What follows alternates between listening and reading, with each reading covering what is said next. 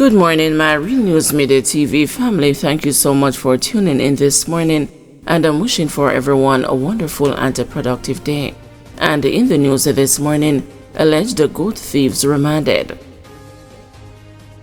4 alleged goat thieves were on Wednesday remanded in the St. Catherine Parish Court. Shamoy Riley, Chamru Williamson, Andre Bailey, and Kadri Parker, all of Linseed addresses, are charged with receiving stolen property.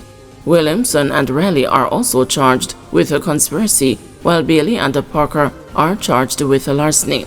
They are to reappear in court on November 15. Allegations are that on August 15, Riley borrowed a car from a friend, which he then loaned to Williamson. The vehicle was allegedly used to steal goats. The owner of the livestock reported the matter to the police. The car was subsequently stopped by the police on an operation in Central Village in the parish with the goats aboard. When the men could not give a satisfactory account of the goats in their possession, they were taken in custody on suspicion of unlawful possession of property. The owner of the goats turned up at the police station and positively identified his animals. Further investigation by the police led to the arrest of Riley after the owner of the motor car visited the station and made enquiries about his vehicle.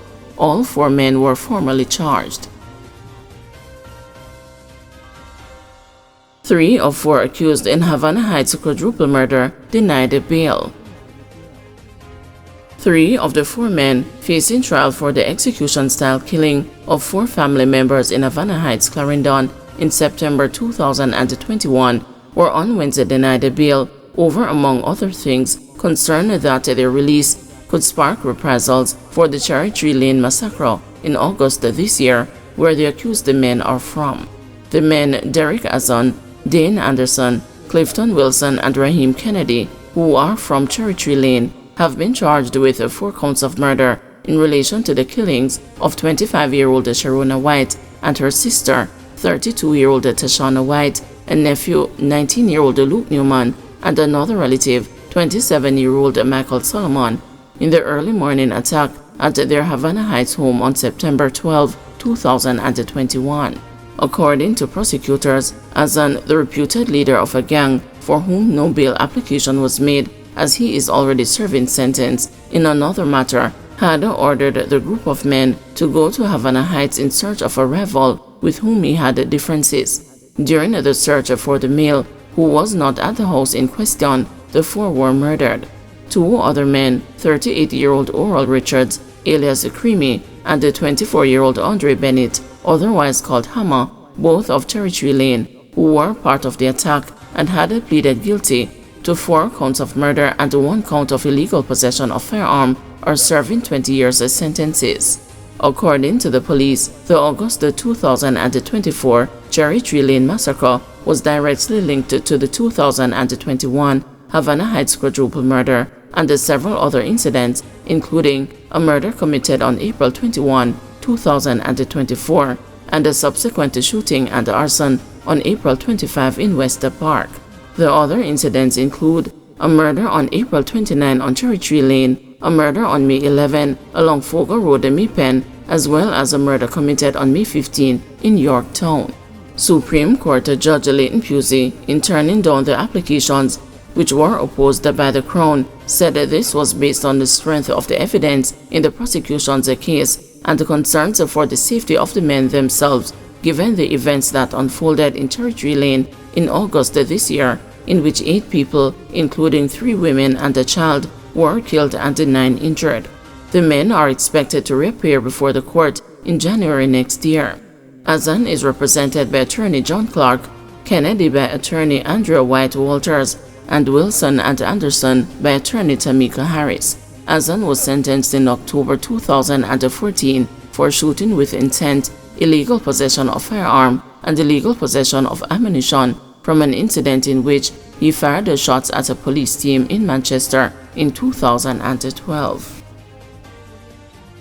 Roads impassable due to heavy rain associated with a tropical wave. Roads in Kingston and St. Andrew have been flooded due to heavy and increased rainfall in the parishes over the last 2 days. The Jamaica Constabulary Force advised that Bird Soccer Lane off Barbican in St. Andrew and the Marcus Garvey Drive and the Grand Spence Ford in Kingston are currently impassable. Motorists are being warned to avoid these areas. The island is experiencing increased rainfall associated with a tropical wave. The unstable weather condition began on Tuesday and should remain in effect until Friday.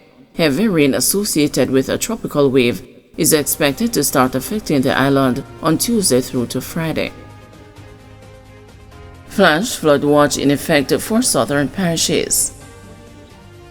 A flash flood watch has been issued for low-lying and flood-prone areas of southern parishes as increased and heavy rainfall from a tropical wave continues to affect the island. The Meteorological Service of Jamaica issued the warning Wednesday afternoon for the parishes of St. Thomas, Kingston, St. Andrew, St. Catherine, Clarendon, Manchester, St. Elizabeth, and Westmoreland. The flash flood watch will remain in effect until 5 p.m. on Thursday. The Weather Service said that the tropical wave that is currently west of Jamaica is interacting with an area of low pressure across the southwestern Caribbean.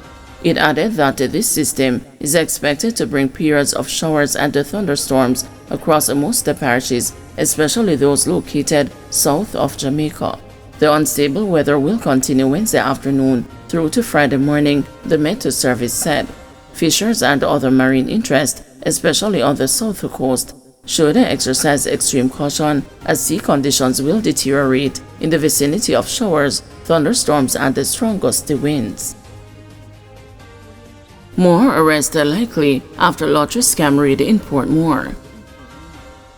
The Counter-Terrorism and Organized Crime Investigations Branch says other suspects are expected to be arrested in connection with a major lottery scamming network uncovered recently.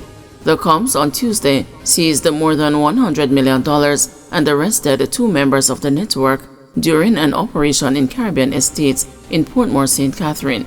Assistant Commissioner of Police Dr. Anthony McCluckin, head of CTOC, told the news that investigators are making progress in their probe and that other suspects will be arrested.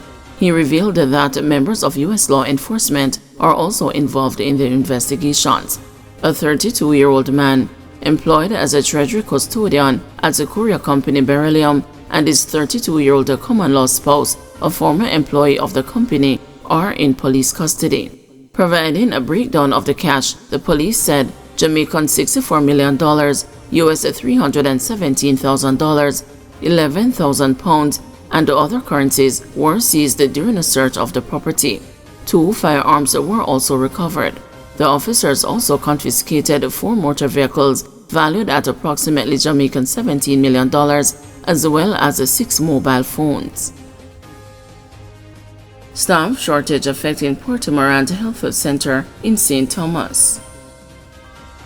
A shortage of critical staff at the Portmore Health Center has resulted in the St. Thomas Health Department redirecting residents to the Morante Bay Health Center. The Portmore Clinic was opened just 2 weeks ago. Acting Medical Officer of Health in the St. Thomas Health Department, Dr. Dan Jackson, said initiatives will have to be introduced to tackle the issue.